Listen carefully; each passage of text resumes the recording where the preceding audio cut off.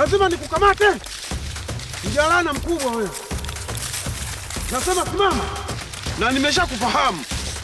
Wewe ndio wakuja kufanya ujinga kwenye shamba langu. Ina maana ukule shamba lingine? Mbwa kabisa wewe.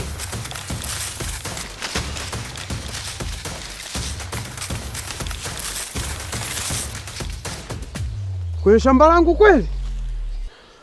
Ndio kwa kufanyia manani yenu? Ndio maana siku hizi mvua zinyeshi kabisa. Yaani wamekosa shamba lingine la kuja kufanyia mambo yao, wanakuja kufanyia kwenye shamba langu. Alafu mbona kama walikuwa wawili na kibinti kingine? Sijui kibinti cha nani kile. Pumbavu kabisa. Vijana wa sasa hivi ni ovyo kabisa. Wenzao na pambana huko watafute pesa. Wao wanapambana ili wapate mimba za utotoni. Jinga kabisa. Na mna bahati sana. Mbwa nyinyi.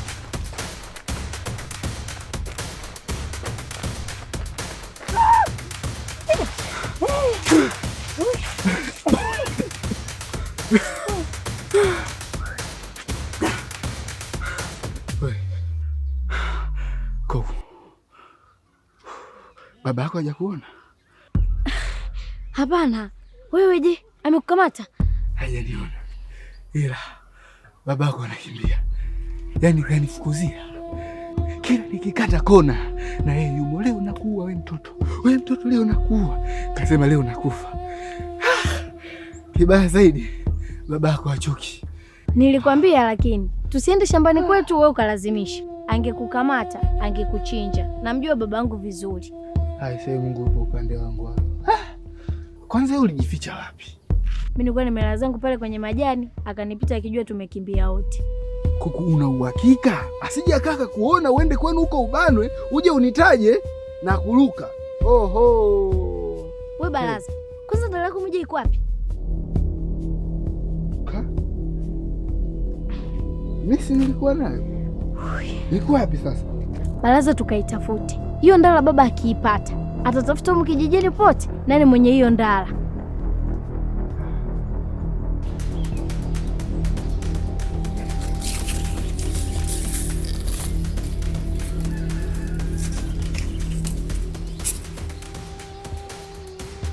Hii ndala lazima atakuwa kadondosha mjinga yule.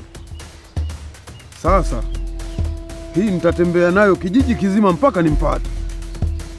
Wamesahau kwamba mimi nina roho mbaya kama maji ya mtaloni.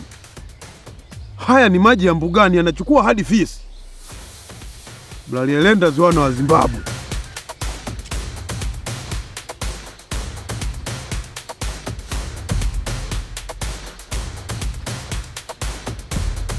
Baraza, mimi naona turudi kijijini tu. Si unajua baba akitangulia kufika itakuwa balaa kwangu.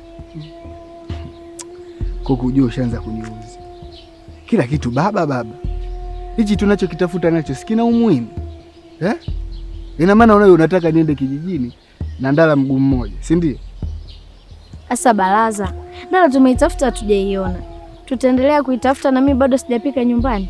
Muda unaenda. Wewe achana na habari ya kupika. Tutaenda kuitafuta kule, tutaenda na kule kwenye bado hatujaenda kule. Aha, afu Baraza, nimeshakuona unapenda kujijali wewe peke yako. Kujali kuhusu wengine kabisa. Koko, ndo tumefika huko? Ndiyo, lazima tufike huko. Nilikwambia tusije kwenye shamba letu ukalazimisha. Na sasa nakwambia turudi nyumbani, wewe unakataa. Unataka mambo yako tu ndo yafanyike. Huo si ubinafsi. Da. Sijui nyinyi wanawake mna shida gani? Yaani hata uwazi babako akinikuta na ndala moja atanifikiriaje? Si anakuua tu. Wewe unaona kawaida. Wewe tangulia. Mimi bado naitafuta hiyo ndala. Wanawake wengine bwana. Hasa kana kweti kanataka kaolewe. Kataweza kuvumilia ndoa kweli? Yaani tu kutafuta hapa ndala. Kanasema mara kamechoka, mara kanachelewa nyumbani. Kuvumilia mimba ya miezi 9 kataweza kweli? Unasemaje Baraza? Nasema hivi, kuwa makini njiani mlembo wangu. Si unajua huku mashambani. Uzuri wake Koku.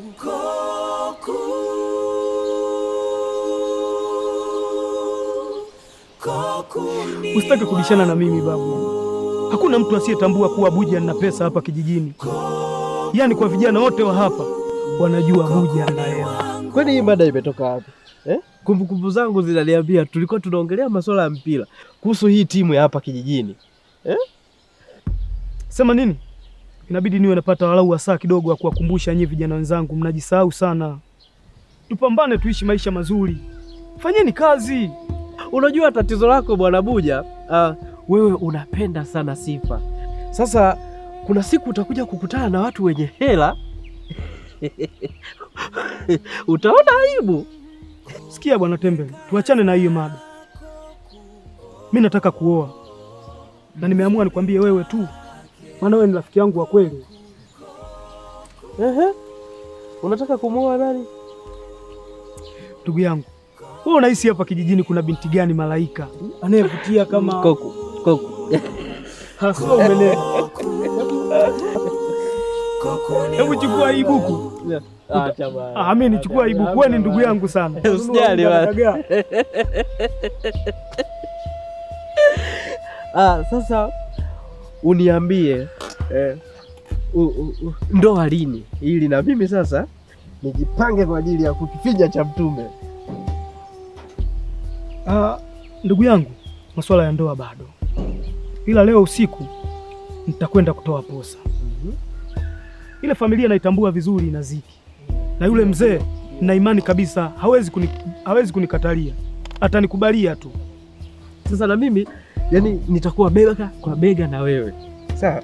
Mpaka tuhakikishe tunapata mke. Wewe na nani tena?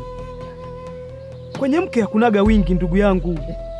Hebu mimi nitakucheki baadaye. Basi hayo neno. Sawa, tuko pamoja ndugu. Haina tatizo. Hili jambo limekwisha. Haina tatizo bwana Tembe. Sawa sawa. Kokuni wangu. Kokuni wangu. Kokuni wangu. Afadhali nimekuona. Dada, una roho mbaya wewe. We Tembe, shida nini? Roho mbaya ipi? Yaani kumbe unataka kuolewa, afu kazani umefanya siri. Kijiji hichi kidogo sana Koko. Hebu tulia kwanza. Nataka kuolewa na nani? Ndio maana nasema una roho mbaya sana. Hiyo roho ni sawa na uuaji Koko. Hivi wewe, mara ngapi mimi nakwambia kwamba nakupenda na ninataka kukuoa, unaniambia mara subiri tuvune, sijui ni kumbe una mpango wa kuolewa. Tembe, nimekuuliza naolewa na nani? Alafu unajua kabisa kwamba mimi siwezi kuwa na wewe na mahusiano na rafiki yako. Sawa, tuachane na swala la mahusiano. Mtu mwenyewe ana jina baya. Wewe ulishawahi kusikia wapi jina la Buja? Buja? Usijifanye unashangaa. Na leo amesema anakuja kutoa posa kwenu. Alafu kingine, kwanza amesema baba yako Anaziki. Wewe hizi habari umezitoa wapi? Usiniulize nimezitoa wapi hizi habari. Maana kwa mdomo wake huyo Buja endo amenipa hizi habari. Hadi akanipatia na buku nikanunue chakula. Sizalau hizo ananiletea. Sawa. Nitakutafuta. Wewe kwanza niende nyumbani. Unitafute ili unialike kwenye sherehe yenu? Siji, nasema siji. Wanawake mna roho mbaya sana. Ndio maana wanaume tunakufa mapema. Haya! Cheza kuku! Kuku ni wangu. Kuku ni wangu. Kuku ni wangu. Kuku ni wangu. Acha masiara bwana, mbona tunashtuana hivi? Bora hata ningekushtua, lakini hizi habari ninazotaka kukupa ndio zitakubua kabisa. Tembe, kuna nini? Natafutwa au? Kwa kuwa anataka kuolewa. Na leo jamaa anapeleka posa. Nini? Koko wangu anataka kuolewa na nani? Nimeumia sana rafiki yangu, kwa sababu mimi najua wewe na Koko mnapendana sana. ndio nikasema sasa siwezi kukaa na hili jambo moyoni, lazima nikwambie wewe ndugu yangu. Tembe, nashukuru sana kwa taarifa. Niambie, nani anataka kumuoa Koku? Buja ndio anataka kumuoa Koku. Buja? Buja huyu mtoto wa mjomba huyu? Ndio huyo kaka. Na mimi yani nimegombana naye kabisa, na kama unavyojua mimi sipendi ujinga. Yani kwa sababu haiwezekani apeleke posa kwa mwanamke ambaye wewe ndugu yangu unataka kumuoa. Asante sana kwa taarifa Tembe. Buja sasa hivi atakuwa yuko wapi? Sina uhakika sana, ila nadhani atakuwa dukani kwake. Koku. Hekaya za Koku. Safari hii kila mtu atachanganyikiwa kivyake, alafu mwishoni kabisa mimi sasa ndo namchukua Koku.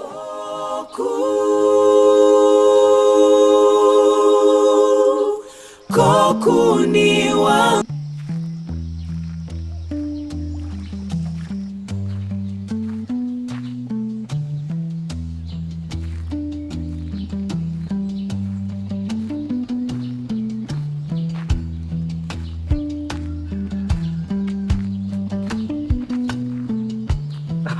Shikamoo baba. Marahaba. Ila mbona siku hizi umekuwa unanisalimia kwa adabu sana mpaka naanza kuwa na wasiwasi? Kwani unataka nini? Ni heshima tu baba. Sisi vijana inabidi tuwe tuna heshima kwa watu wakubwa na kwa kila mtu. Kumbe. Afu baba, leo usiku utakuwepo kwako? Nilikuwa na mazungumzo kidogo na wewe. Pale ni kwangu. Lazima nitakuwepo tu. Wewe usiku wa saa ngapi? Kwa sababu kila nyumba ina masharti yake. Ni saa 2 tu nitafika. Sawa. Ila hiyo habari ya kuniita baba hii, naomba baba zipungue. Sawa?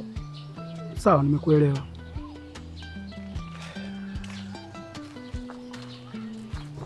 Mzee mbona anabubu namna hii?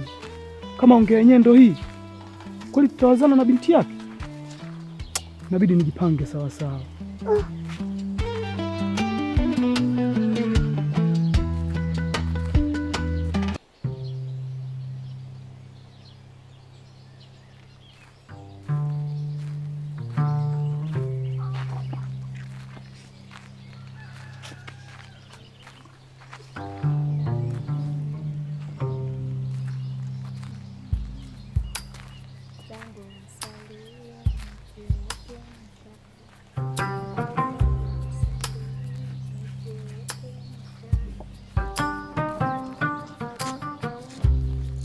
Karibu baba.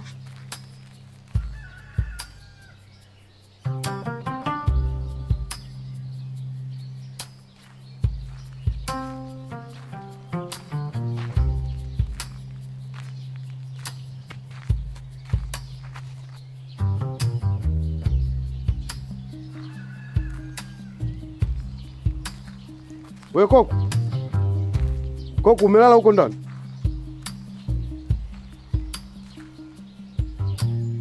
Ulikuwa wapi wewe?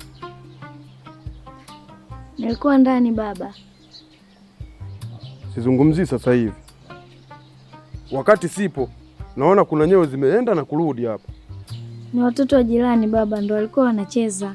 Kwa hiyo watoto wa jirani ndo wana nyewe mbili? Nikijua umetoka hapa, nitakukata miguu yako hii.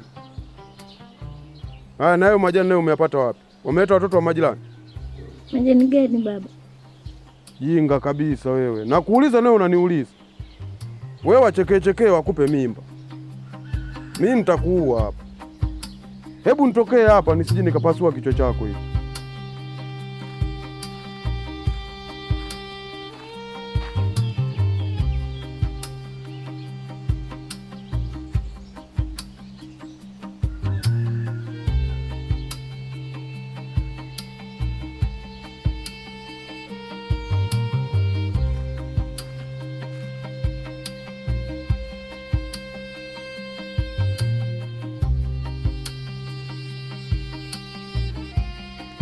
Buja, wewe wakunifanyia hivi kweli? Mimi si ndugu yako wewe? mimi na wewe sidhani kama undugu wetu unaendelea, kwa sababu uko wenu ulimkataa mamangu kwa tuhuma za ushirikina. Pale ndo ilikuwapo mwisho wa undugu wetu mimi na wewe. Hata kama Buja ndo kamweko kwangu, wakati unajua kabisa mimi na Koku tupo kwenye mahusiano. Mahusiano? Mahusiano wapi unayozungumzia wewe? Baba Koku anakufahamu? Hata kama usiingilie mahusiano na watu kisa hivyo viela vyako ndo utunyanyasa. Nisikilize Buja, watu huwa wanafilisika, usilingie hivyo viela vyako. Baraza, kipindi mimi natafuta pesa, wewe unacheza gololi tu Baraza. Subiri mimi nifilisike, nenda kapumzike pale. Buja, nakuomba mwache Koku kama alivyo. Koku ni wangu na hata ufanyaji hawezi akakupenda. Baraza, sikia, Koku yupo kwao, atakayewahi kujitambulisha ndio atakayeshinda vita hii. Alafu swala la kunipenda au kutokunipenda naomba tuliache tu, maana pesa ni sabuni ya roho. Ila tu usije ukasema sikukuonya. Usinitishe. Sawa, hamna shida.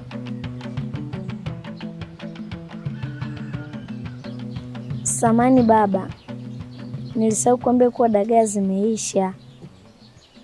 Kwa hiyo naomba hela nikanunue pale dukani. nilijua tu, ndio maana ulikuwa unaanzia mbali. Hivi kwani wewe nilikwambiaje juu ya kutoka hapa nyumbani? Nilikwambiaje na kuuliza? Nisiwe natoka, nibaki hapa nyumbani. Sasa kinachokufanya utaki kutoka kwenda huko dukani ni nini? Huna akili kabisa wewe. Nilishasema kila kitu kinachohusu mtu kutoka hapa nyumbani nitatoka mimi mwenyewe. Nimekuelewa baba. Jinga kabisa wewe.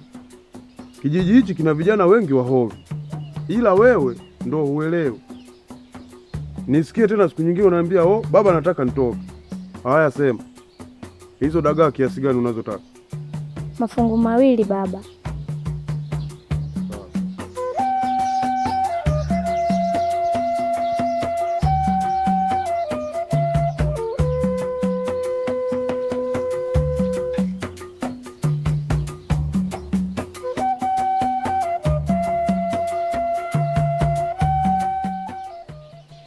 Watembe, Buja ni mjinga sana.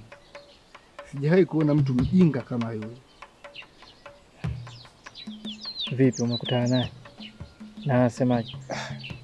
Eti anataka tushindane, atakayeshinda ndo anamchukua Koku. Sasa wewe kinachokufanya uwe mpole nini hapa? Maanake mimi ninachojua Koku anakupenda wewe. Shida siyo kupendwa, shida kwenda kujitambulisha kwao. Nitaanzaje kwenda kujitambulisha kwao wakati sina hata pesa ya kishika uchumi? Mambo madogo sana hayo. Mimi nitakupatia mchongo mzima wa kupata pesa. Hebu acha masiara. Wewe mwenyewe maisha yako vibarua kama mimi. Sasa wewe utapata wapi mchongo wa kunipatia mimi pesa?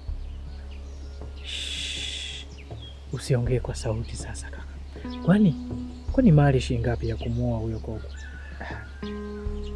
Sina uhakika, ila inaweza ikawa 80,000 hivi na kuendelea. 80,000 imekuwa mbuzi hiyo. Acha kumwita Koku mbuzi, tagombana sasa hivi. Kwani wewe uone hapa maisha ya kijijini yalivyo? Hata kama hali ya kijijini iko hivi, ndio utembee na ndala mguu mmoja kaka. Wewe kwanza umenikumbusha, hebu tutakutana baadaye. Uzuri wake Koku, Koku, Koku ni wangu, Koku. Nimekwambia ondoka bwana.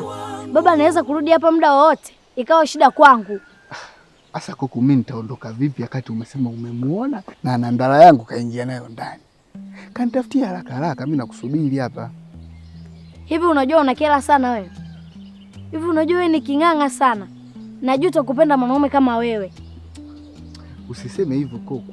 Wewe unajua mimi na maana gani kuitaka hiyo ndala? Mimi kanitafutie hiyo ndala, mimi nakusubiria hapa hapa. Sawa. Ingia katafute vizuri, ingia mpaka chumbani kwake. Umeingia umeangalia kwenye godoro? Chini ya godoro angalia pekua. Na kuuliza wewe, unamtuma nini na unasubiri nini? Mzee, mimi nauza tu mayai, kwa hiyo nilikuwa napita hapa kama kupita. Na unauza mayai? Kwa hiyo ndio hapo ndani kwangu afu chini ya godoro, si ndio? Yaani mimi nauza mayai. Hebu toka hapo. Toka usikii. Ndio maana nikamwambia kama kuna mayai anipe mimi ni anunue. Nakwambia hivi, hakuna cha mzee. Leo utatusaidia kutaka. Yaani labda tu. Hakuna cha labda. Subiri kwanza.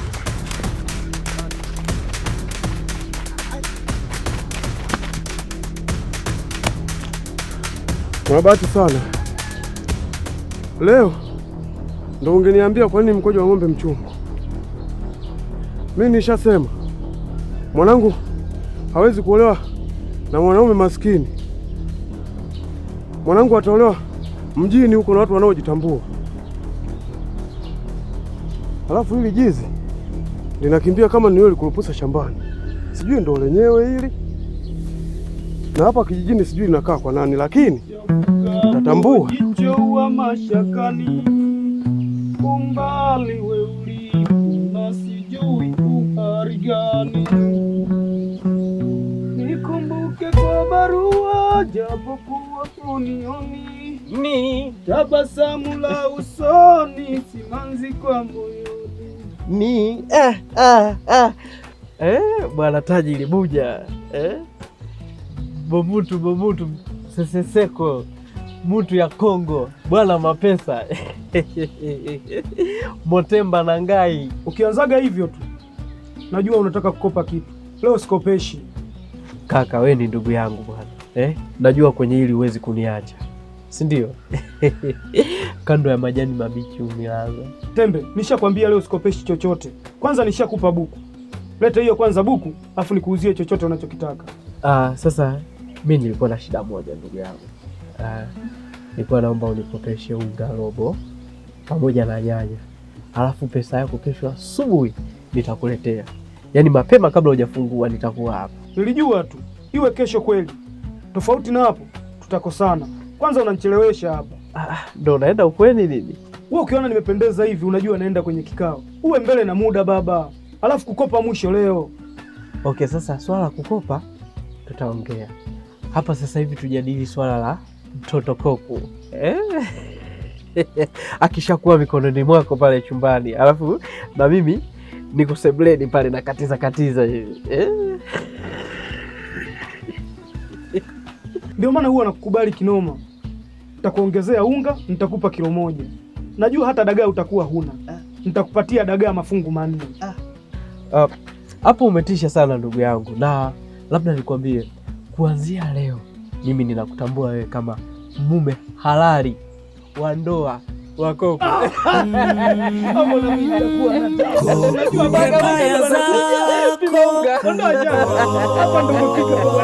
Uzuri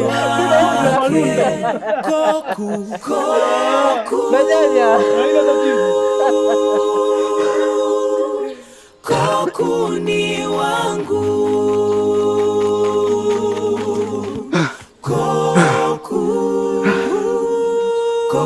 Sijui mkosi gani jamani. Kila nikisimama na Koku, kila ninapokuwa na Koku, lazima babake afike lile eneo jamani.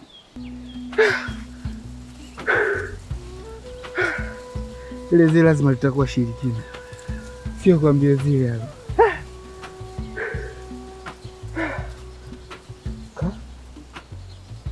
Jamani. Tarangu nimeitupia wapi sasa? Zee, huu nilie. Eti linaniambia nikalisaidie kutaga mayai. Mimi naenda kuitafuta bwana.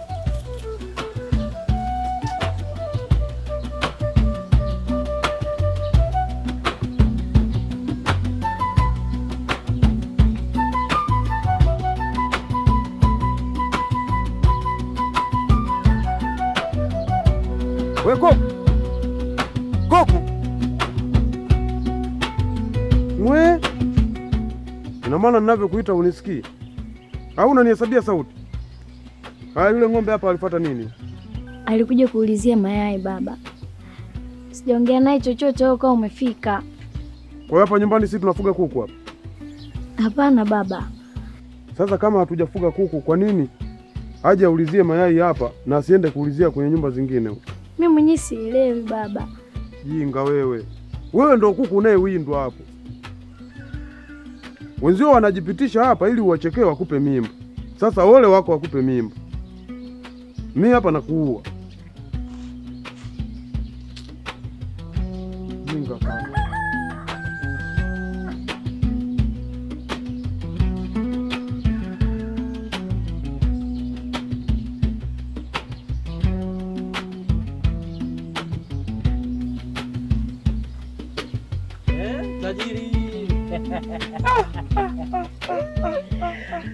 Sema sasa, sijachelewa sana eh?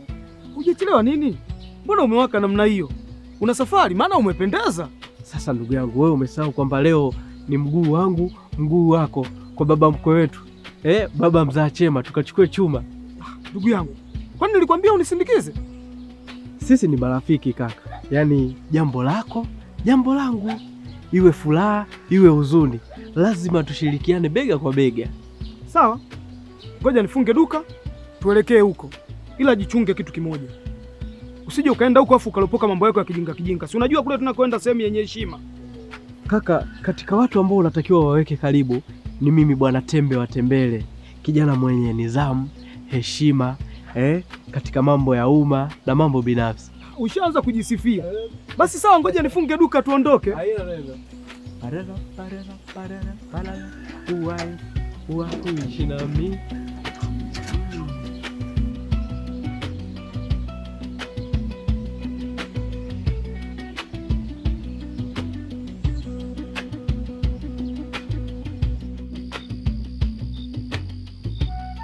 Weko, umekuja huku sasa hivi, babako hajakuona? Baba yupo ndani amelala. Nimetoroka mara moja nije nikuone. Uko sawa kweli? Mbona kama umeumia? Hebu nikuone. Sijaumia sana, ni kidogo tu, ila ukupaswa kuwa hapa. Si unajua mimi sitaki babako ajue ninapoishi. Kuhusu baba achana naye bwana. Unajua nimekuletea nini? Fumba macho. Hadi nikwambie ufumbue ukione. Aya, nimefumba.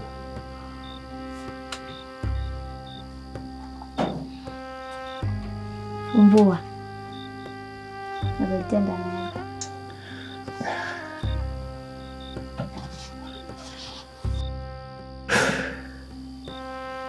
Mbona kama hujafurahi mimi kukuletea ndala yako?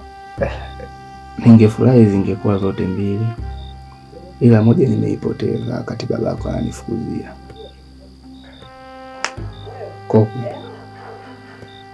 najua unanipenda. Niahidi kama hautomkubali Buja. Nakupenda wewe Baraza, simpendi Buja. Niamini, sawa? Sawa, Koko. Naomba uwae nyumbani. Baba yako asija kaanza kukutafuta. Si unajua nakupenda. Sitaki upate shida yoyote.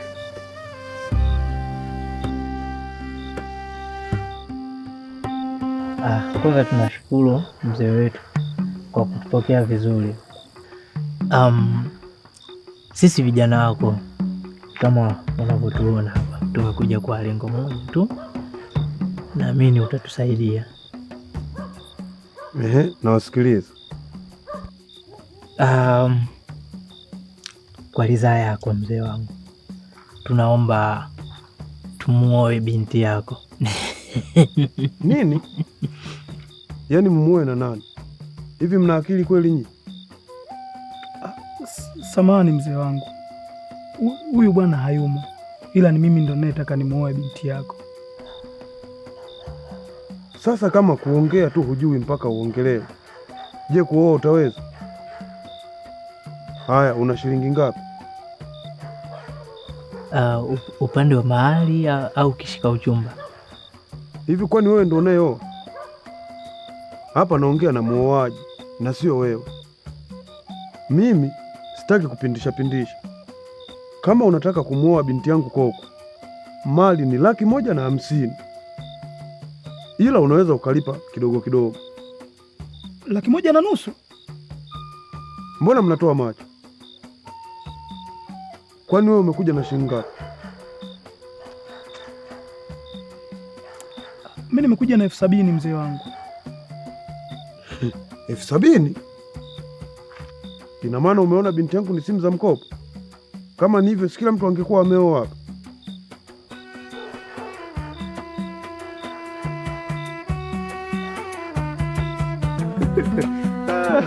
Ila wewe jamaa, nichekeshe bwana. Kwa hiyo kawaje? Kwanza yule mzee ni gaidi kinoma. Yaani akiwa anaongea na wewe, anakutizama malai moja tu, hakutizami tena. Nikaa namsikiliza tu Bwana Buja jinsi anavyojitutumua. Mara mimi nataka nioe nini, mimi kimomoyo namwambia, umuoe nani wewe na kibanda chako kama hema.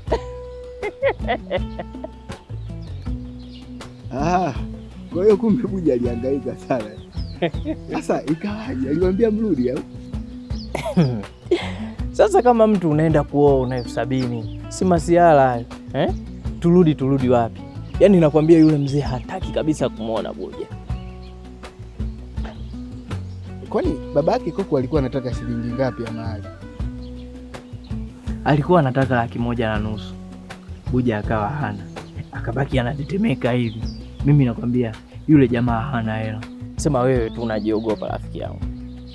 Mimi siogopi, kwanza najua napendwa. Alafu nikupe siri sasa. Koko jana alilala nyumbani usiku. Usimwambie mtu, mara kidogo. Kumbe ndio maana kule hakuwepo. Unajua babake alimuita muda mrefu sana. Yaani mpaka tukaondoka hatujaonana naye. Basi Buja akanuna pale. Mimi moyoni nasemaje? Nasema wewe nuna tu. Ila baraza hapa anakula. Jana ulilala wapi Tembe? Nimekusubiri sana. Jana Buja alikuwa na mawazo sana. Njia nzima analia kama mtoto. Nikaona huyu ngoja nikalale kule. Asije akabaki peke yake akajinyonga. Kukosa mke.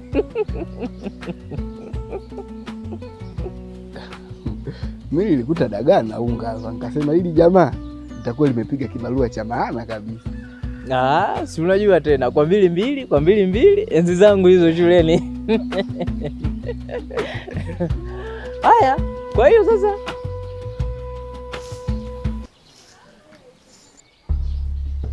Shikamoo baba.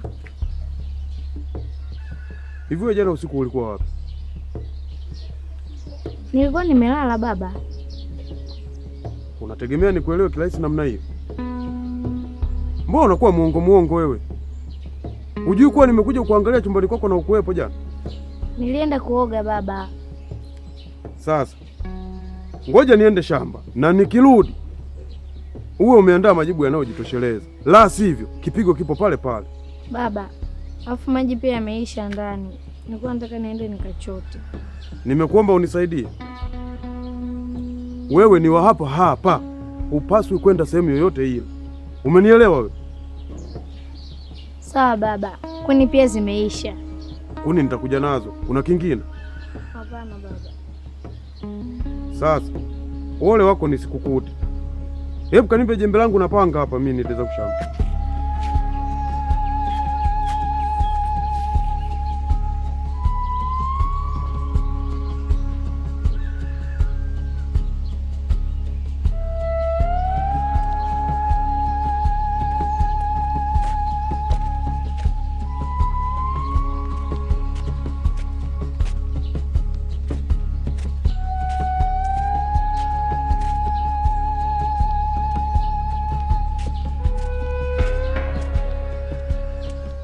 Vipi ndugu yangu? Mbona asubuhi sana? Kuna mahali unaenda? Kuna kibarua niliambiwa nikafanye, ila nimeona kama pesa ndogo hivi. Imebidi niachane nacho tu. Usikatae pesa kaka. Kidogo unakuwa unazitunza. Hebu tuachane na hiyo kwanza. Ujue baraza na roho mbaya sana. Yaani anapokuzungumzia wewe utafikiri wewe ni binadamu usiyekuwa na miguu miwili. Nilijua tu ana wivu sana na maendeleo yangu. Anasemaje Baraza? Aseme nini zaidi ya kulialia tu? Kwanza hana hela yule, unajua. Na mimi nikipiga jicho langu la kiufundi, yani mtu ambaye pekee ninamuona anaweza kumuoa Koko ni wewe bwana Buja. Unajua vijana wa hapa kijijini ni washamba sana. Kazi hawataki, alafu wanataka vitu vizuri. Sasa hapo mbona kama unanisema mimi ndugu yangu eh? Hapana, sikusemi wewe. Hivi ulishawahi kujiuliza kwamba nikimuoa Koko wewe utaishi wapi? Sasa iko hivi. Hebu sasa hivi tujadili kwanza swala la kuchukua mke na kuweka ndani. Au ndo utakuwa unalala sebleni pale kwenye makochi? Ndugu yangu, nilale sebleni mimi nimekuwa meza ya chakula. Aisha sana wangu. Anatembe bwana.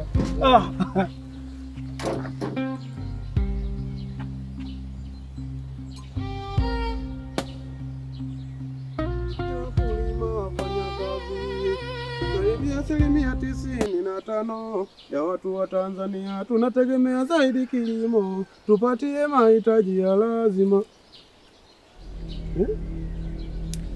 Hii ndala hii sio ndo nilichukua nimepeleka nyumbani.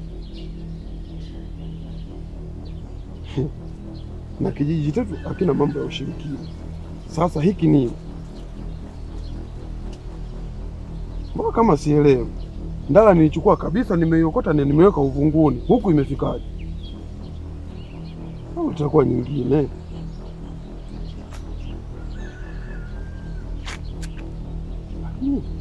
Ndala mbona kama ndo hii? Hebu ngoja niende nikadhibitishe kama ndo hii. Au ndo nasahau nazeeka? Macho ya uzee. Ngoja niweke kwenye mpini isije ikapotea. Tanzania yetu sisi wakulima wafanyakazi zaidi ya 90%. Hekaya zako uzuri wake. Babako yuko wapi? Baba ameenda shambani. Kuna kitu naomba unisaidie Baraza. Kitu gani hicho kuku wangu? Baraza, naomba unioe. Njoo jitambulishe kwetu.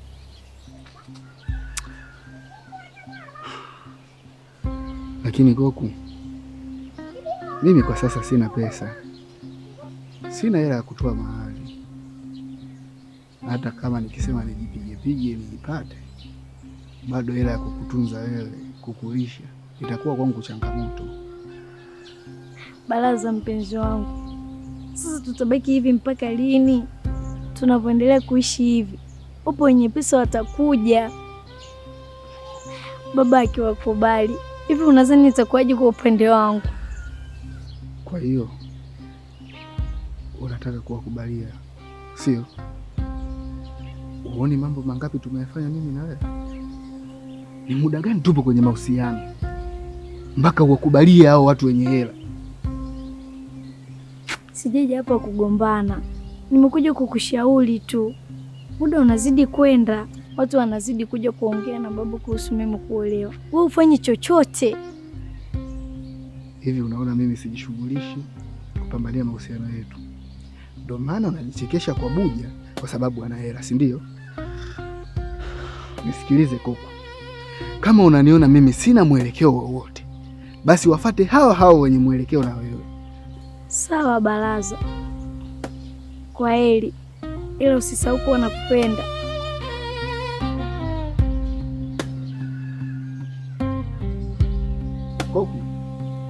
Goku.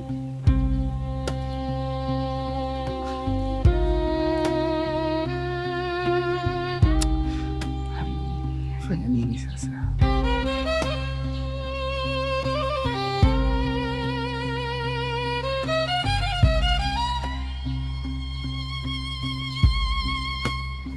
Mrembo wa dunia yangu. Yaani mimi nikikuona tu najihisi kama tuko Dar, jiji lenye magorofa. mataa yanatumulika, wapita njia wakituona utasikia jamani, Tsembe se. Hebu nipite, maneno mengi, sijui una shida gani? Ngoja niwe serious kidogo. Unajua ukiona umesimamishwa na kijana kama mimi, kijana mtanashati kama unavyoona, unatakiwa ushtuke kidogo, ujue kuna jambo kubwa sana liko moyoni mwangu. Yamekuwa hayo tena hivi Koko, kati ya Buja na Baraza wewe unampenda nani? Jibu lipo wazi, nampenda Baraza. Kati ya Baraza na mimi Tembe wa Tembele, nani moyo wako umedondoka kwake? Hebu sikiliza Tembe, hapa kijijini nampenda mtu mmoja tu, Baraza. Nyinyi wengine katafuteni kazi za kufanya. Tulia kwanza. Mimi naamini kuna jambo inabidi ulijue, na jambo hilo na uhakika linakwenda kubadilisha maisha yako. Jambo gani? Jana tulikuja kwenu kutoa posa, ila tukafukuzwa. Ila sikufukuzwa mimi, alifukuzwa Bwana Buja. Leo nimekaa nikafikiria, nikawaza, nikaona mimi Tembe wa Tembele ndio kijana sahihi ambaye napaswa kukuoa wewe Koko. Hivyo ukinioa utanipeleka wapi? Wewe mwenyewe ueleweki, mara kwa Buja, mara kwa Baraza. Koko, hilo ni jambo dogo sana kwangu. Hapa kijijini yako maeneo mengi sana, tunaweza tukaishi popote. Au unataka twende tukaishi mjini, kipepeo wangu? Hebu usinicheleweshe bwana, na kama kuniita kipepeo wako.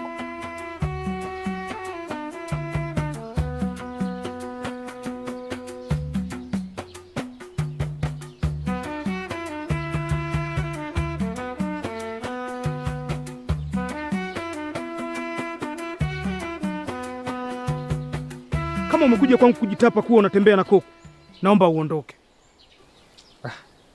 Mbona maneno yote hayo ndugu yangu? Mimi nishakwambia, mimi na wewe ndugu ushafutikaga zamani sana. Kwanza pole. Nasikia ulienda kutoa posa kwa ajili ya Koko. Pole ya nini sasa? Au umekuja hapa kuninafikia?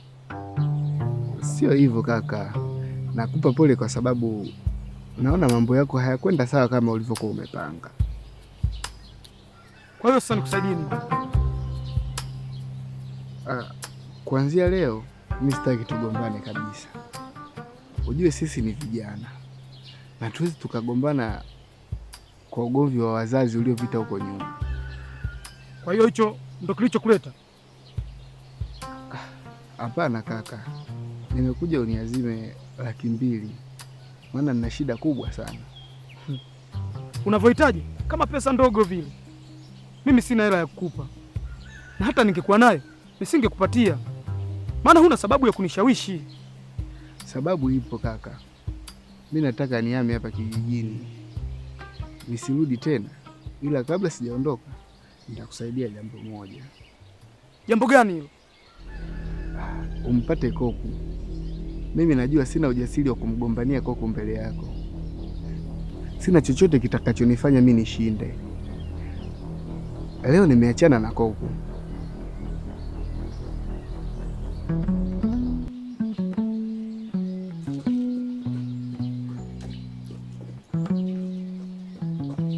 Shikamoo baba.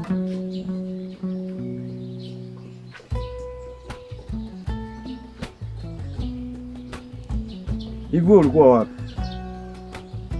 Mbona ukuwepo hapa wakati naleta hizi kuni? Kuna wageni walikuja baba, nikawa nimewasindikiza.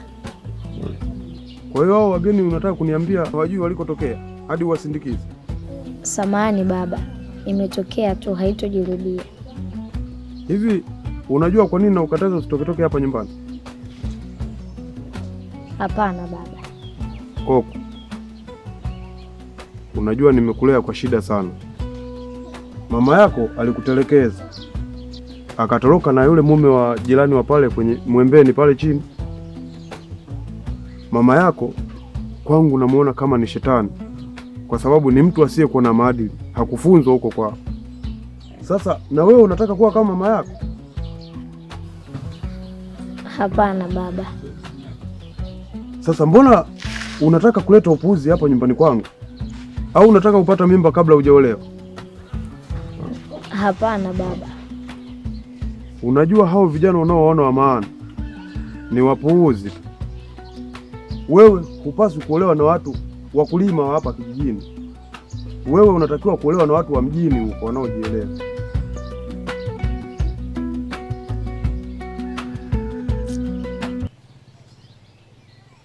Hivi mimi niko upande gani? Manake Baraza nampambania ampate kopo, Buja naye nampambania ampate kopo, na mimi wakati huo huo na mimi namtaka kopo. Na kama wakija kujua hapa itakuwaje sasa? Si wataniua mimi.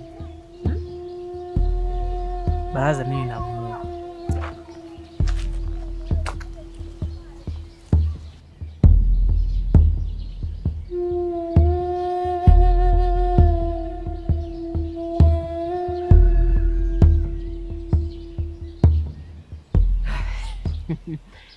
Bwana harusi huyo. Unajua wewe unatakiwa ukae ndani sasa hivi utulie. Hivi unavyotembea tembea hivi. Kwa mfano ukijikwaa ukajichubua. Unafikiri kiatu cha harusi utavaaje? Tembe, hebu achana nayo mambo bwana. Kwanza mwenzako nimeachana na Koku rasmi. Hebu acha basi. Hivi unajua nimetumia muda gani mimi kupiga goti kwa baba kuwaombea nyinyi muishi pamoja? Haina jinsi, imeshatokea kaka, na itabidi niondoke hapa kijijini nikatafute maisha sehemu nyingine. Unaondoka hapa kijijini? Hebu acha basi, utanifanya nilie ndugu yako. Tembe mnafiki. Kweli tena, najua utaniambia nibaki pale nyumbani kwako, ila roho yangu inaniuma sana kusikia unaondoka. Mimi siondoki sasa hivi, bado nipo kidogo.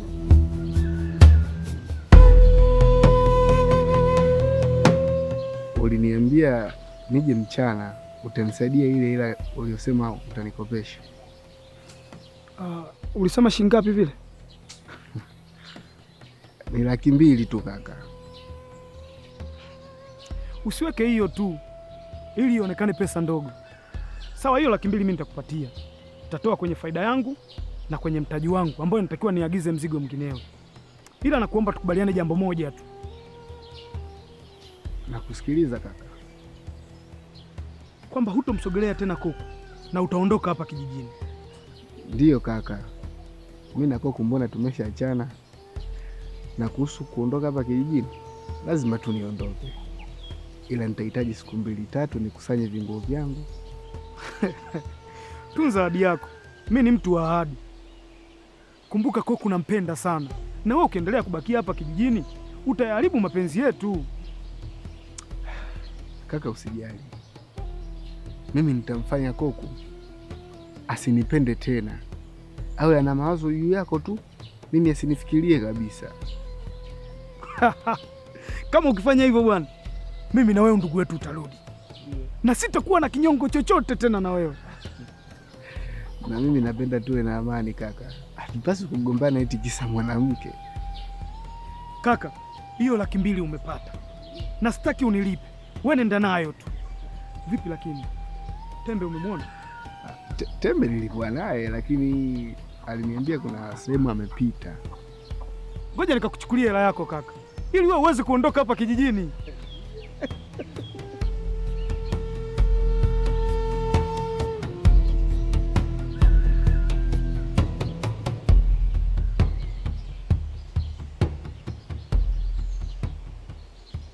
Hivi wewe, alikwambia uje hapa nyumbani nani? Baba akikuona unadhani itakuwaje? Ungejua taarifa na hizo kuja nazo, usinge unisukuma na kunivuta shati yangu. Yaani sasa hivi ungekuwa unalia na kutafuta mtu wa kukubembeleza, ambaye ni mimi hapa Tembe wa Tembele. Kuna shida gani? Ongea haraka basi. Shida ni Baraza mama. Yaani sijui ulikosea kuchagua. We Tembe, hebu ongea basi. Baraza kanambia hakutaki tena. Na mmeachana. Alafu kubwa kuliko anaondoka kwenye hichi kijiji. Muongo wewe. Amekwambia muda gani? Na mara ya mwisho nilikuwa naye. Niamini mimi mamangu, kama mara ya mwisho ulikuwa naye alikwambia nini na alikuwa kwenye hali gani? Lakini sikumuelewa, alinifokea kidogo eti ataki kuleta mahali. Unaona, mimi nakwambia baraza hakutaki. Sasa endelea kusubiri mpaka uwe mjane. Mimi wacha nikushauri kama kijana mwenye maono, tena maono ya mbali. Huu ndio muda wa kufanya uchaguzi sahihi. Uchaguzi gani sasa? Uchague sasa kati ya mimi na Buja, unaamua kuwa na nani? Japokuwa nina uhakika utanichagua mimi.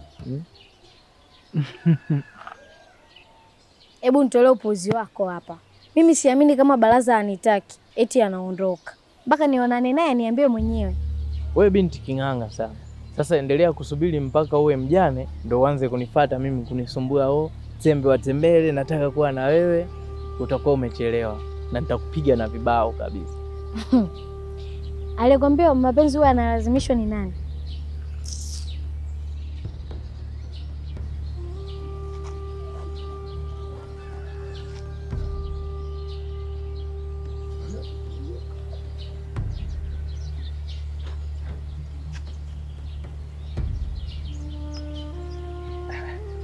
Nani kachukua viatu vyangu? Huyu atakuwa Barasa huyu.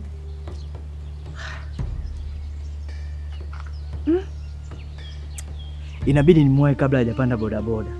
Sijui amepita njia gani. Atakuwa amepita bondeni.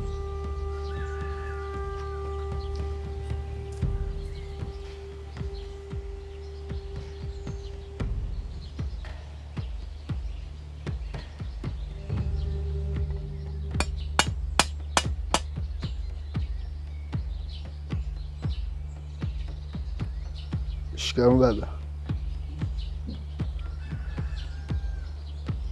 Marahaba, nikusaidie nini? Samahani baba, nimekuja kumchumbia mwanao.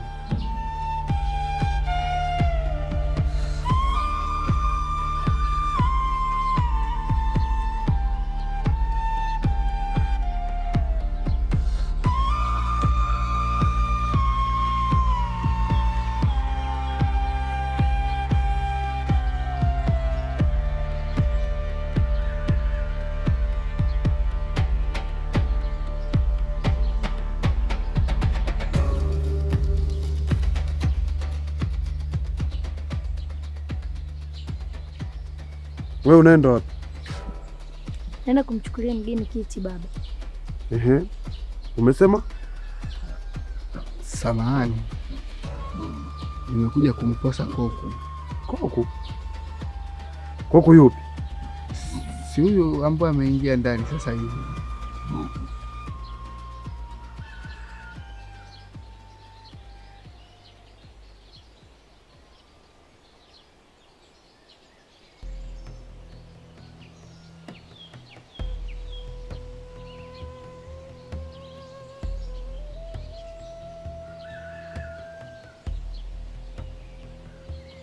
Nashukuru kwa kuiheshimisha familia yangu.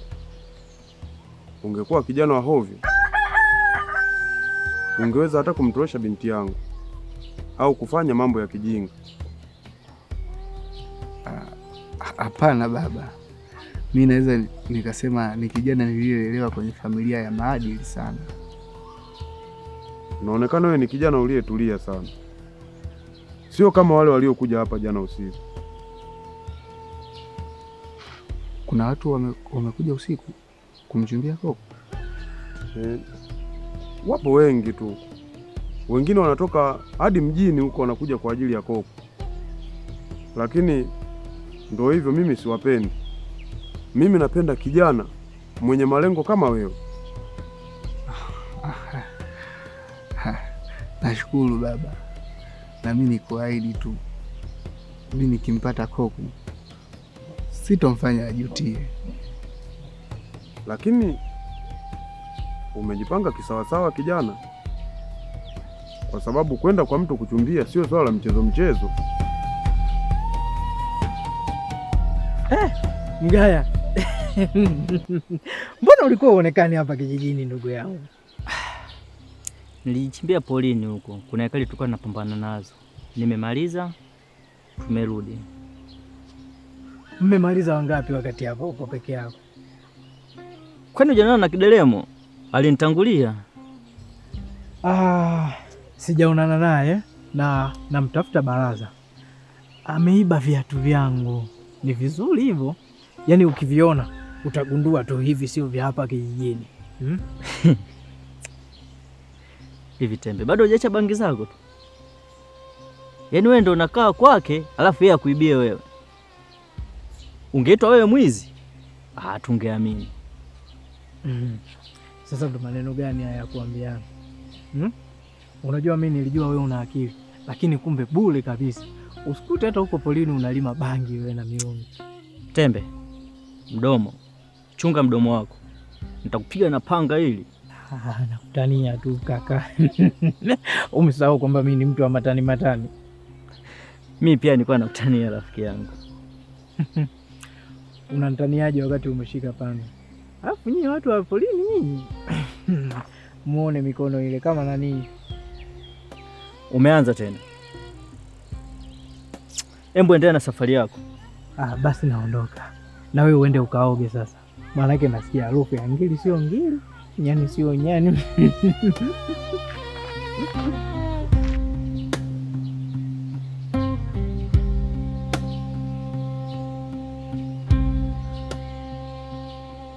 Afadhali umerudi. Bila shaka umeniletea ile pesa yangu niliyokukopesha.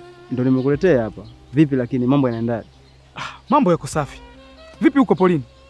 Maana nyie vijana mkiamua kutafuta pesa huwa mnapotea kabisa. Ndio hivyo kaka. Kila mtu ana lengo yake ya kusaka pesa. Wewe uko dukani, sisi tuko mapolini huko. Lakini kilimo kina hela sana kaka. Ndio hivyo, mali inapatikana shambani. Vipi, kuna haja ya kuhesabu? Hakikisha kama ni 100,000 kweli. Mimi nakuamini bwana. Vipi, mmemaliza ekari zote? Kaka, wiki mbili tusimalize kweli? Tumevuna eka 4. Na hapa ninapokuambia gari inabeba. Hapo tutakutana tena msimu ujao. Hongereni sana. Napenda huo umoja wenu. Wewe na ndugu yako Mgaya. Nyie mpo tofauti kabisa na mabishoo hapa kijijini. Yaani unamaanisha Tembe na Baraza sio? Mimi sijataja jina la mtu.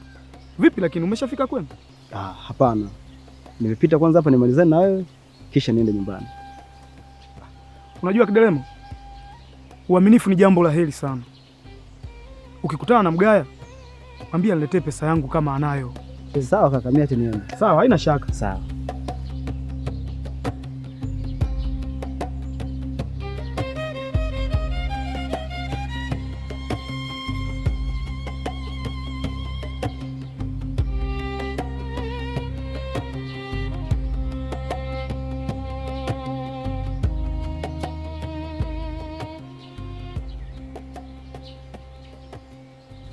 Nimejipanga baba. Kwenye hii dunia mtu ambaye sitaki kabisa kumpoteza ni Koku. Sawa. Kwa hiyo wewe na Koku mna muda gani toka mmefahamiana?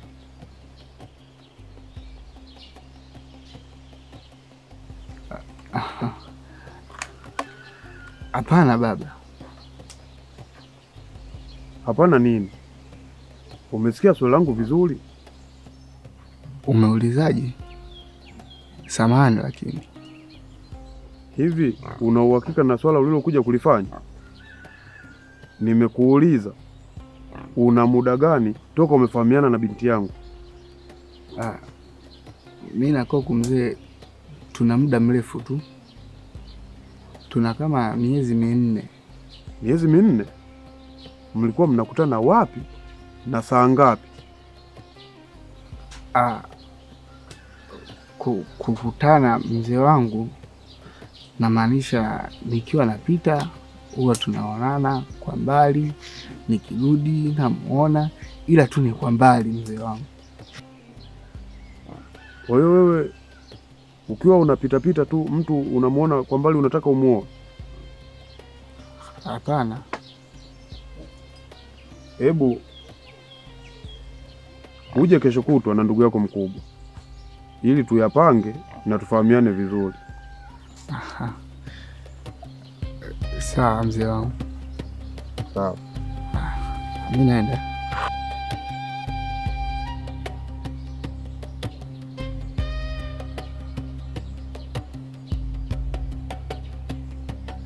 Alafu hichi kichogo mbona kama cha yule mpuuzi niliyomtimua kule shambani? Hapa lazima kutakuwa kina kitu, lakini nitajua tu.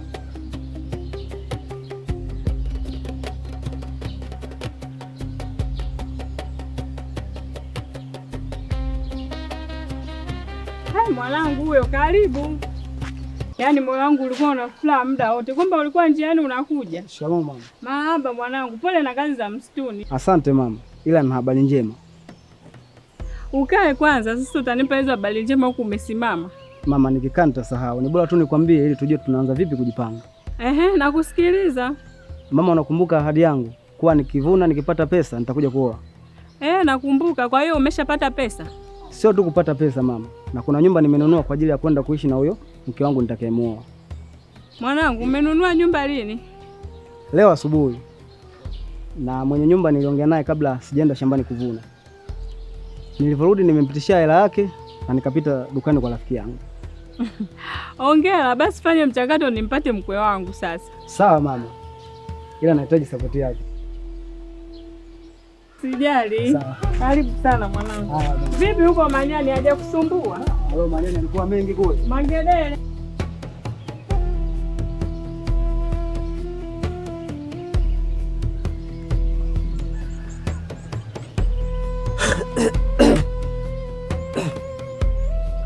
Kwa nilichokifanya ndugu yangu, unatakiwa unishukuru 7 mara 70. Kuna nini tena? Nimemfukuza baraza, lakini sijamfukuza kabisa. Yaani maneno yangu tu, yeye mwenyewe akaamua aondoke. Sikuelewi ujue. Nimemkalisha tu chini, nikamwambia bwana, watu hatuishi hivyo. Yaani kwamba wewe huwezi kugombana na ndugu yako kwa sababu ya mwanamke, si ndio? Na yeye akifa lazima atazikwa na wewe bwana Buja, si ndio? Ikaweje sasa? Akaanza kulalamika, kama vipi mimi naenda mbali na hichi kijiji, mara msinitafute tena. Nikamwambia nani akutafute wewe? Kwa hiyo hapa kijijini hayupo tena? Hayupo. Hapa ninavyokuambia, nimemshuhudia kwa macho yangu mimi mwenyewe akipanda boda na kuondoka. Ila kilichoniuma, kaondoka bwana na viatu vyangu. Ana roho mbaya ujue yule. Afu yule ni tapeli ujue. Ana roho kubwa, afu pia ni tapeli wa kutupwa yule. Yaani mtu gani hauna hata utu kwa ndugu yako kweli? Hivi unajua amenitapeli hela hapa? Shingapi tena? Aliomba nimkopeshe 200,000. Alisema kuna kazi atanifanyia. Na kaondoka bila kufanya kazi yangu. Kwani mlipatanaje? Na ni kazi gani? Achana nayo ndugu yangu. Haina maana. Vipi tena mzee? Kwani kuna siri tunafichana sasa hivi Hamna. Hata nikikwambia haitosaidia. Ila akirudi tutaonana wabaya. Taratibu lakini. Sije. Karibu baba Koku. Asante. Ujio wangu ni kuhusu mpaka ule wa shamba. Situlisha limaliza hilo swala au kuna kingine tena? Ule mti ulioupanda pale shambani kwako umezidi shambani kwangu. Kwa hiyo yale matawi yanapiga mazao yangu. Kwa hiyo fanya mpango uende ukayatoe. Majani si mbolea au kuna kingine unatafuta? Mimi mbolea ya mti ule siitaki. Mimi nitaweka mbolea ninayoitaka mimi. Kwa hiyo cha ukushauri uende ukayatoe yale matawi. Sawa, nitayakata. Lakini Kidelemo amerudi na ameniambia anataka kuoa. Kama anataka kuoa aoe, kwa sababu wasichana wapo wengi tu hapa kijijini. Aoe. Ameniambia anataka kumuoa binti yako Koku. Hapana. Huo ndugu mimi siutaki. Labda akatafuta huko kwingine, kwangu sitaki kabisa. Kwani mwanangu ana shida gani au familia yangu ina shida gani? Yaani kumpatia binti yangu Kidelemo? Haiwezekani. Maana nini? Niambie nijue sababu, ili hata nikimwambia ajue kabisa umekataa kwa sababu gani. Unajua mama Kidelemo, mimi nakupenda sana. na nahitaji nikuoe kabisa. Sasa huoni kuwa nikimwozesha binti yangu Kidelemo wewe nitakuwa nimekupoteza? Hebu jifikiria, huoni kabisa?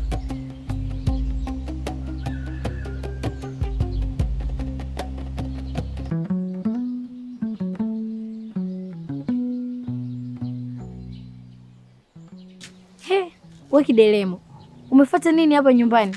Hujui kuwa baba anaweza kurudi muda wowote? Relax bwana, baba yako yupo nyumbani kwetu, nimemuona na ndio maana mimi nimekuja hapa. Una uhakika? Na anafanya nini huko? Sijui, ila nahisi ni ugomvi wa mipaka ya mashamba, au wenda watakuwa na jambo jingine. Ehe, niambie unataka nini? Ina maana umesahau kuwa nikwambia nikitoka polini nitakuja kukuoa? Hebu acha kunichekesha Kidelemo. Hujui kuwa na mahusiano na Baraza? Koko, hebu kaa jifikirie. Toka umeanza kusema na mahusiano na Baraza, umefika wapi? Amekufanyia nini zaidi ya kukutana vichakani kama nguruwe pole? We Kidelemo, naomba unikome. Tena unikome kabisa. Kama una cha kuongea naomba uondoke. Basi nisamehe, ila mimi nataka nikuoe. Hapa ninavyozungumza nimeshamwambia hadi mama, na kuna nyumba nimenunua kwa ajili ya kwenda kuishi na wewe endapo nitakuoa.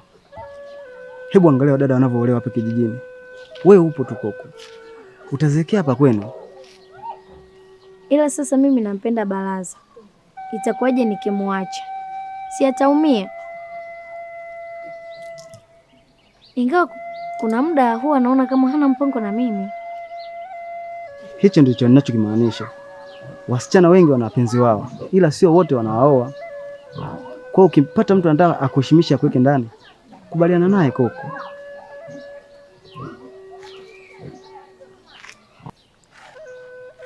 Unamaanisha kuwa nikubali unioe?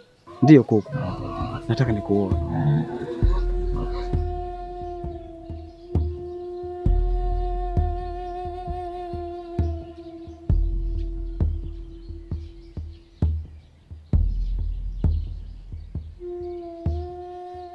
Vipi ndugu yangu? Mbona kama leo hauko sawa? Yaani umepoa sana. Unaumwa au? Bora ningekuwa naumwa ndugu yangu. Nadhani hapa nilipo nakaribia kupoteza kila kitu. Mimi sipendi unavyoongea kwa kuzunguka hivyo. Unadhani mimi najisikiaje wewe unavyokuwa kwenye hali hiyo? Kaka, nilienda kuchumbia kwa kina Koku. Nini? Si ulisema unaondoka wewe? Lakini nilitaka niondoke hapa kijijini baada ya kumpata Koku. Ila nimeongea vibaya mbele ya baba yake. Sidhani kama atanikubali. Umemtukana au? Sijamtukana kaka. Maneno tu. Nilipaswa kujibu vingine, mimi nikajibu tofauti kabisa. Mbona kama hakuna shida kubwa sana? Maana hayo yanazungumzika. Unaweza ukajipanga, ukaenda wakati mwingine tena. Shida sio kwenda kaka. Shida kwenda mikono mitupu. Na kila mtu anajua yule mzee anapenda hela. Wewe, kwani ulivyoenda si ulikuwa na hela wewe? Au ulienda mikono mitupu? Nilikuwa na hela. Ila sasa hivi hiyo hela sina. Yaani sina hata 100. Umeshaanza masiala yako. Afu viatu vyangu hujavichubua maana vimekutoa balaa.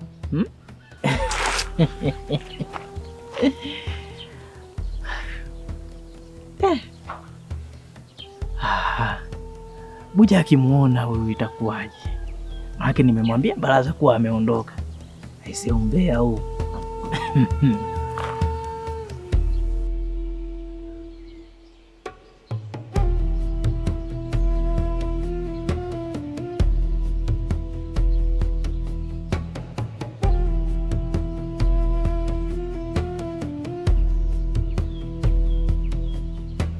Unajua Mama Kidelema, mimi nakupenda sana na nahitaji nikuoe kabisa. Sasa huoni kuwa nikimwozesha binti yangu kwa Kidelemo wewe nitakuwa nimekupoteza? Hebu jifikiria, huoni kabisa?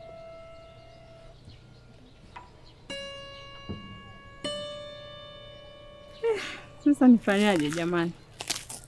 Nimsaidie mwanangu au nijisaidie mimi mwenyewe? Lakini nataka mwanangu pia awe na furaha. Na mimi pia nataka niolewe tena. Mama, unataka kuolewa tena? Haya, na nani? Kuolewa tena umri huu? Hapana, kwa kweli siwezi kuolewa umri huu. Lakini nimekusikia kabisa ukiongea. We mtoto, utakuja usikie na sauti za majini bure uzuliki. Sio kila sauti ni ya kurudia ilichosema. Basi mama, nisamehe. Na baba kuku alikuwa anataka nini? Umemwona wapi? Nimemwona hapa nyumbani. Au nimeona majini mama? Hebu nitokee huko.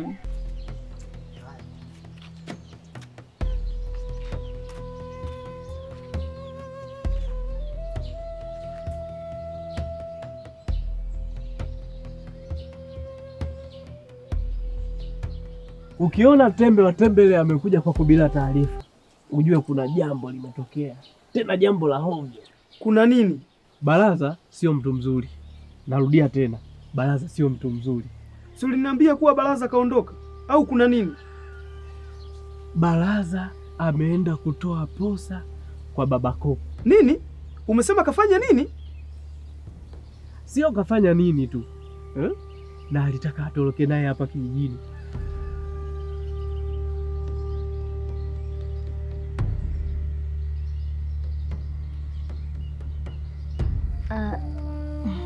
Samahani baba, hivi yule mgeni aliyekuja kunichumbia mlikubalianaje?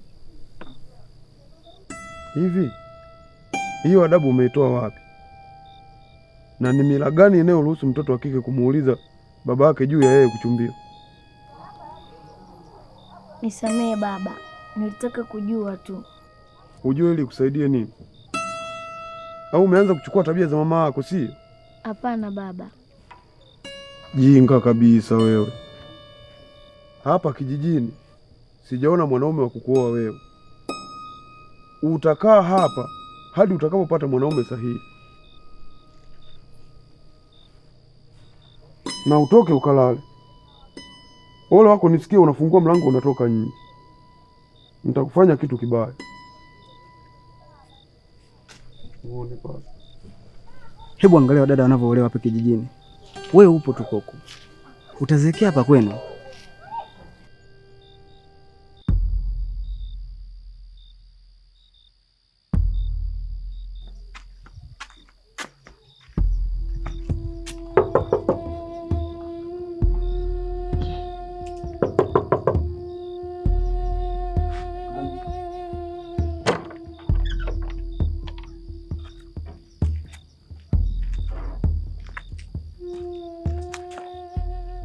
Koko, unafanya nini muda huu hapa?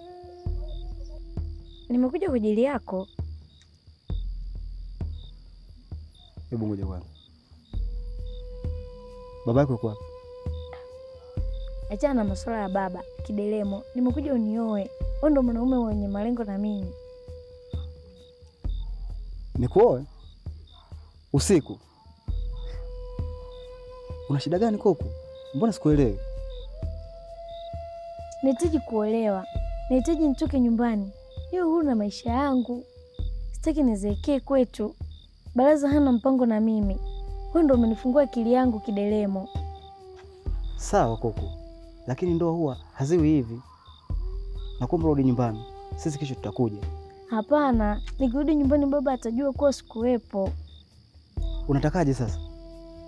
Nataka nilale hapa. Nini?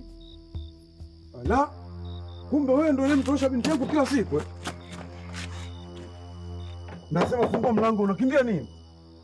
Wewe si bingwa sana wewe. Nasema fungua mlango. Wewe si mwanaume sana wewe. Wewe si unajidai mbishi. Sasa leo unalala hapa hapa. Mbaya. Jinga kabisa.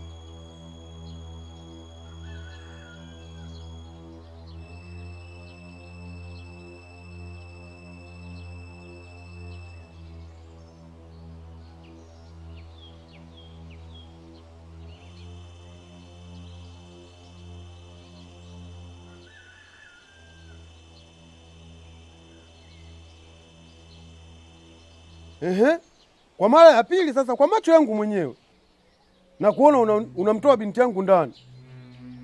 Sasa sitaki kesi na mtu, mguu wangu mguu wenu, tunakwenda kwa mjumbe. Baba Koko, hebu tulia basi. Kelele zote za nini? Unataka unijazie watu hapa? Kelele za nini? Ina maana huoni kosa analolifanya mwanao kuwa ni kosa la kiserikali? Binti yako sikaja mwenyewe au aliitwa hapa au umemtuma? Umeanza kunitukana Usije ukaona unavyokuwa unashinda kesi za mashamba, basi na hili nalo utashinda ukinipanda kichwani. Hebu usinitishe bwana, kwanza upo kwangu. Unajua ukifanya kitu chochote kibaya unajua utafungwa. Kumbe sawa sawa sawa. Nawe unasubiri nini hapo? Hapo ndo kwenu au ndo umeshaolewa tayari? Hebu toka hapo, mjinga mmoja wewe.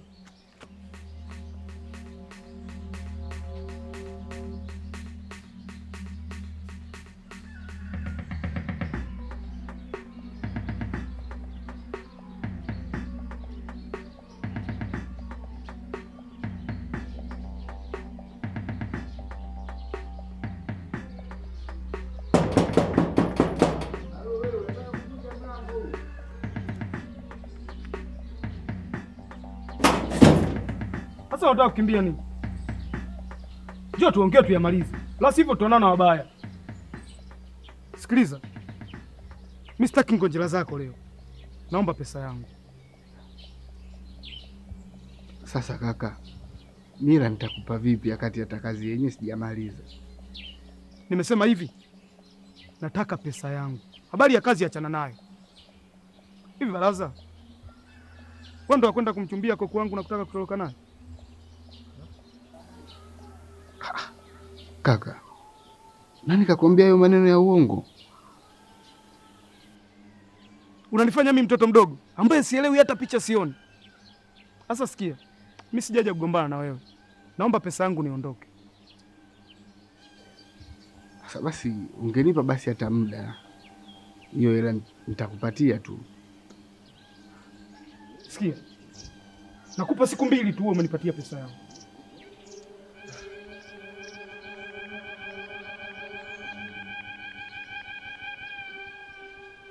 Na ndio maana jana usiku sikutaka kutoka nje kabisa, kwa sababu nikaona ni upuuzi. Siwezi kuacha usingizi wangu kwa mambo ya kijinga. Nisamehe mama. Nadhani utakuwa umenielewa. Achana na sahau kabisa kuhusiana na wewe binti. Lakini mama, nategemea ndio mtu pekee unaweza kunisaidia niweze kumpata Koko.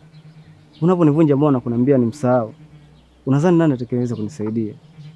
Hivi ujiulizi kama mwanamke anatoroka kwao usiku, anakuja kwako, anaweza akatoroka kwako na kwenda kwa mwanaume mwingine? Sidhani kama Koko ana tabia hiyo mama. Koko ni mstaarabu. Koko ni mwanamke ambaye... Hivi kichwa chako kina nini wewe? Au umelishwa nini? Unataka ujiingize kwenye familia ya kimalaya? Si haba, huyo binti atakuwa amelisi kwa mama yake. Mama, acha kumlaumu Koko. Ila mlaumu babangu kwa kumtosha mke wa baba Koko. Koma kunitajia huyo mtu mbele yangu. Na unataka uwe mwanaume wa ovyo kama alivyo yeye? mtu ambaye yupo tayari kutelekeza familia yake kwa tamaa za kimwili. Nisamehe mama, sitarudia tena kukwaza wala kumzungumzia baba.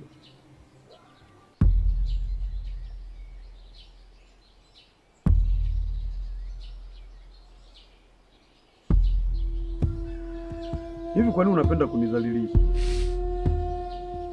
Au unataka uwe kama mamako?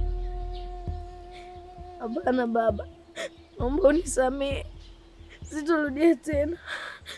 Hayo maneno ya kuomba msamaha umesharudia mara ngapi? Mara nyingi tu baba, ila kwa sasa hivi nakuahidi isijirudia tena. Hivi hapa kwangu unalala bila kula? Hapana baba.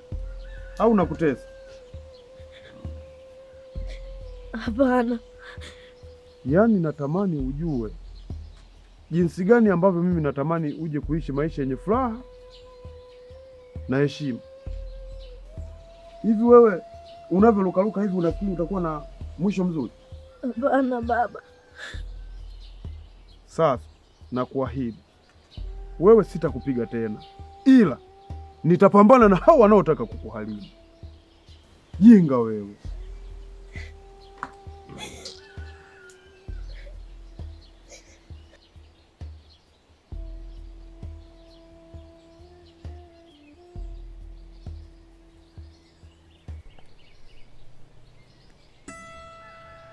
Unaonekana na mawazo sana ndugu yangu. Shida ni nini?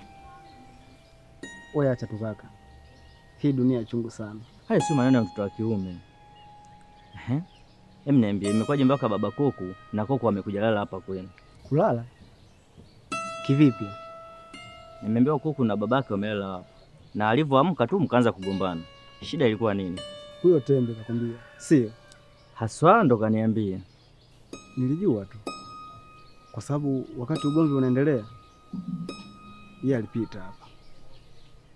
Ha? Kaka, kumbe ni kweli. Hayo mambo tuachane nayo. Sio kweli. Ila mimi nitakwambia. Ila kwa sasa naomba unisaidie jambo moja tu. Jambo gani hilo? Nataka nikuagize kwa Kuku. Maana mimi pale siwezi kufika. Nimeshaharibu. Sawa, niagize kaka. Ila nikikamatwa hakikisha unakuja kunitoa kwa dhamana. Manake ule mji sio kwenda kichwa kichwa. Naelewa. Ila nakuamini sana mimi. Najua hutaniangusha. Siwezi kukuangusha. Fanya.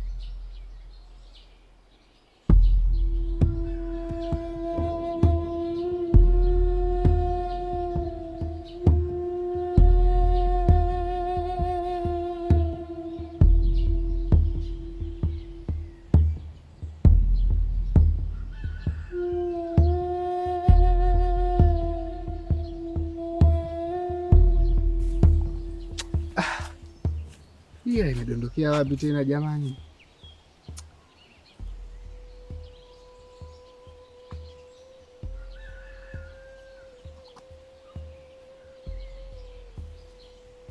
Kumbe ni wewe na ukapata nguvu za kuja kumchumbia binti yangu, si ndio?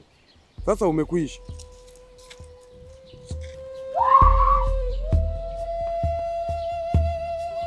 Nilijua tu vichogo vinafanana. Bahati nzuri nimemjua huyu kijana. Lazima mlipie mazao yangu mliovunja mlipoyalalia na mpuuzi mwenzio.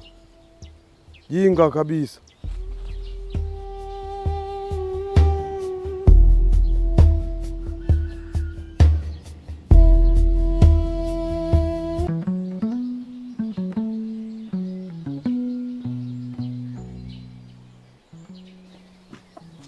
Kaka. Ndio? Hebu njoo nje hapa, kuna jambo aliko sawa.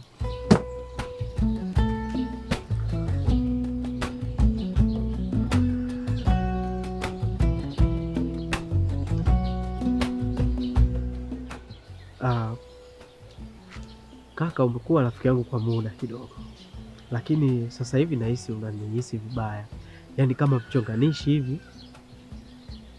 Kivipi? Kwani kuna kosa ambalo wewe unaona umenifanyia? Kwa nini kukosea tajiri yangu? Mimi nilikuwa nauliza tu. Si unajua sisi binadamu naweza nikafanya kitu ukanihisi vibaya. Tembe, wewe ni rafiki yangu ambaye nakutegemea sana hapa kijijini. Tena sio rafiki yangu, wewe ni ndugu yangu ambao unanisaidia kupata mambo huko na kuniletea mimi.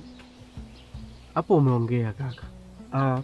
Lakini pia na taarifa nyingine, ila sasa hii inaweza ikawa mbaya kidogo. Kwa hiyo hebu vute pumzi, alafu iachie taratibu. Niambie, kuna taarifa gani? Koku anatembea na kidelemu, na sio tu kutembea, wanalala kitanda kimoja. Koku? Kuanzia lini? Wiki ya 3 hii inaelekea wiki ya 4. Kivipi kaka? Akati kidelemo mwenyewe kaja jana tu hakuwepo. Namaanisha siku ya 2. Alafu kilichonikwaza zaidi, baba Koku naye anatembea na mama kidelemo. Wewe ni mchezo.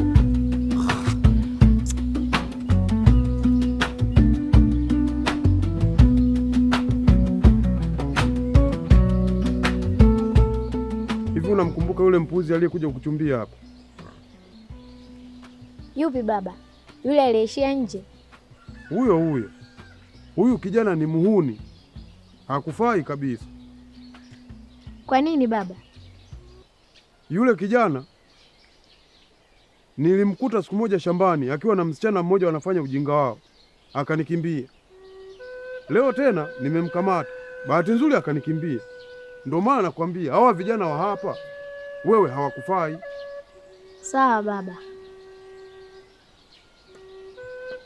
Hebu nifuatie jembe langu.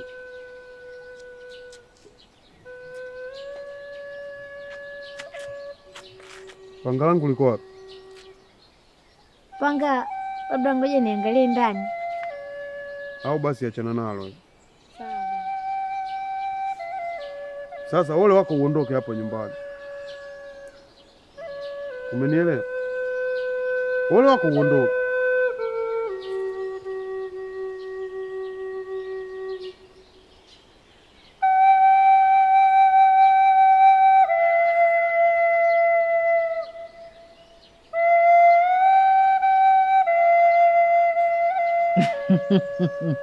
Kaka kama kaka, ndugu yangu wa damu, mbona kama leo una makasiriko?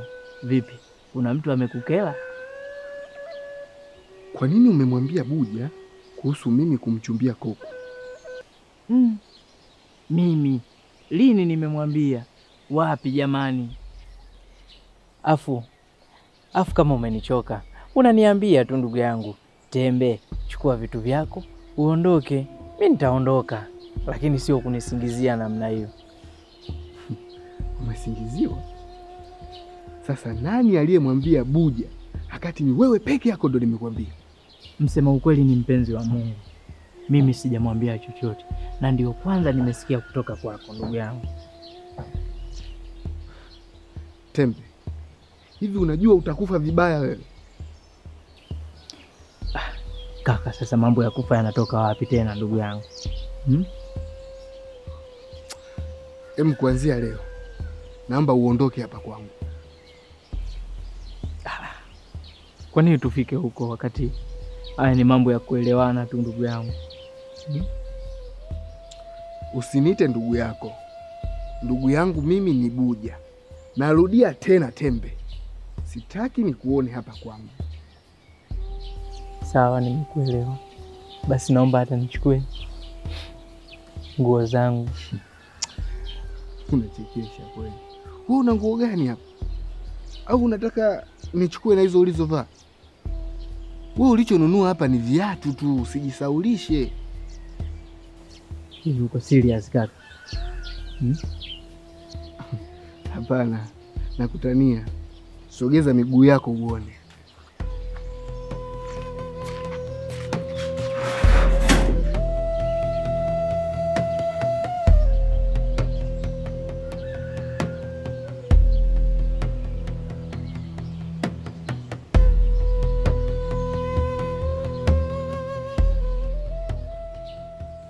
Koku, karibu ukae. Unauma?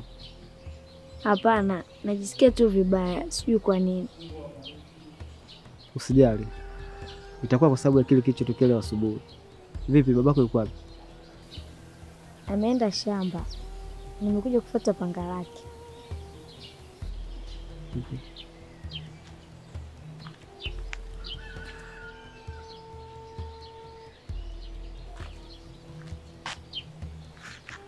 Subiri kwanza. Mganga amekufikishia ujumbe wangu? Ndiyo, lakini siwezi kuwa na wewe. Nampenda Baraza. Jana ilikuwa bahati mbaya tu. Koko, kinachofanya unanikataa mimi ni nini? Moyo wangu tu hujakupenda Kidelemo. Siwezi kulazimisha.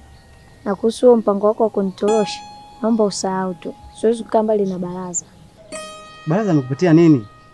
Mimi nataka nikuoe Koko.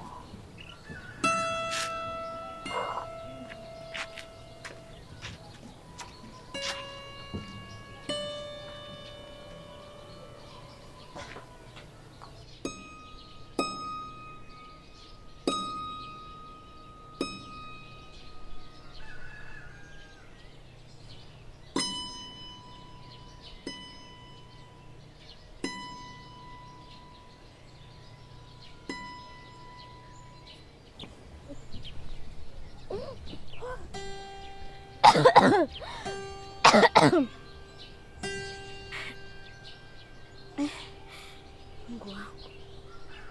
Mimba.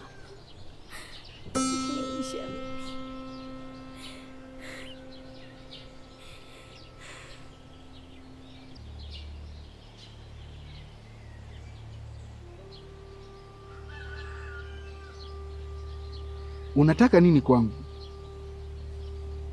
Swali gani hilo Baraza? Kwani mimi na wewe tumegombana? Unazungumzia kugombana? Baba yako ananiwinda kama kwale. Wewe mwenyewe unataka kuniua kwa mawazo. Basi msamehe baba yangu. Ila Baraza, na mimba yako. Wewe. Haya. Wewe umejuaje kama hiyo mimba ni ya kwangu mimi? Baraza, mwache utani wako bwana. Utani unauleta wewe, unayelala kwa Kidelemo mpaka asubuhi, alafu unakuja kusema mimba ni ya kwangu. Kukuambia nani hayo maneno Baraza? Hii mimba ni ya kwako. Mimi na wewe tupo kwenye mahusiano muda mrefu sasa. Yaani hata kama ningekuwa sina utimamu wa akili, nisingesubutu kuzaa na familia ya Wehu. Unasemaje Baraza? Kwa sisi familia yetu ni Wehu. Wehu. Baba yako ni mweu mkubwa na wewe ni mweu mdogo. Na ukiendelea kunivuruga, nitakufinyanga mpaka wewe mtoto afie tumboni huko. Mshenzi. Yaani mimba upewe na wanaume wengine, uje unisingizie mimi. Wewe si umelala na Kidelemo mpaka asubuhi? Alafu unakuja unanisingizia mimi, unaumwa nini wewe? Au unaniona mimi sina akili timamu? Nenda huko ulikopewa mimba mama. Ondoka tena, sitaki kukuona hapa. Shauri yako. Ndio kanipanga mimi nikaenda jela wakati mimi bado na ndoto zangu. Nataka nipambane. Hivi bado upo hapo wewe? Nimekwambia toka, ondoka, nenda kwenu huko. Nenda walipokupa mimba. Unaumwa nini wewe? Unatiatia huruma, unamtilia huruma nani? Nenda kwa baba wa mtoto huko, toka zako.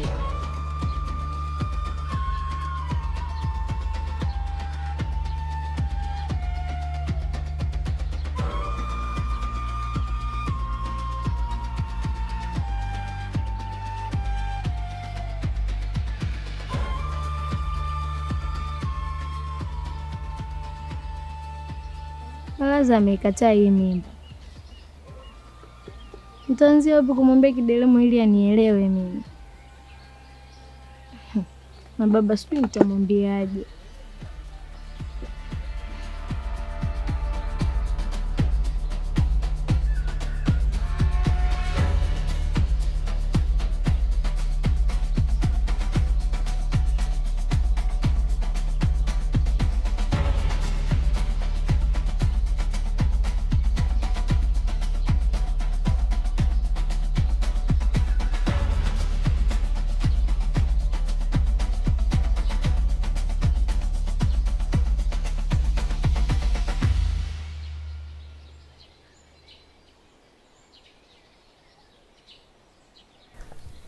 Ndugu yangu, mimi nimekuja hapa tuzungumze.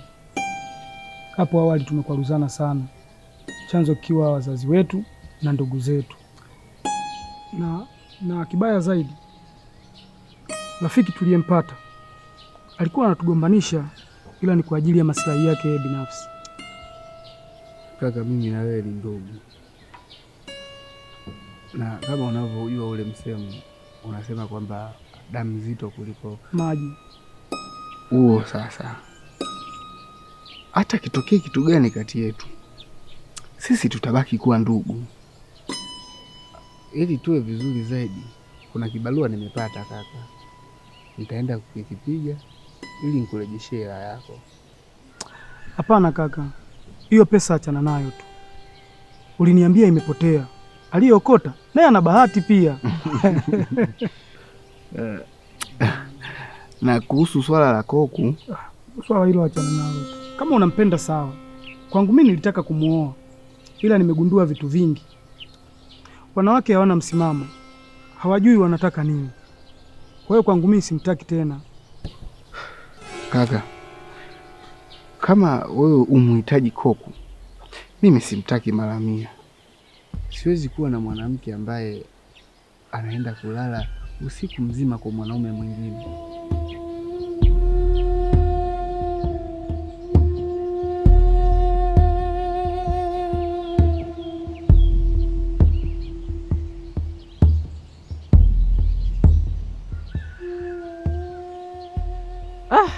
Njaa inaniuma jamani, hadi machozi yanataka kunitoka.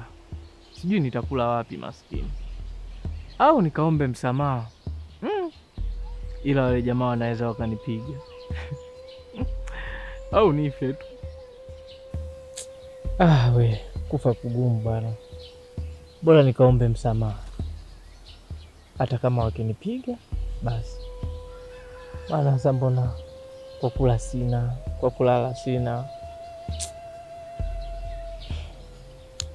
Sasa naendaje na hii njaa nilionayo jamani? Au nitambaye? Lakini mimi mwanaume.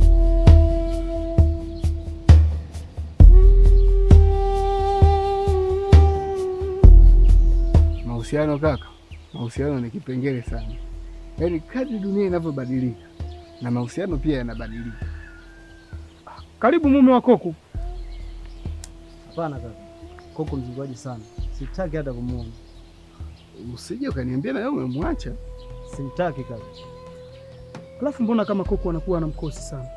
Maana kukataliwa na wanaume 3 sio jambo dogo. Itabidi ajifunze kuheshimu hisia za watu. Sawa. Wewe vipi? Mbona nimeona Koku anaondoka, amebeba nguo zake. Anaondoka. Nini? Koku! Hata mimi Koku ni wangu bwana. Haya! Cheza Koku!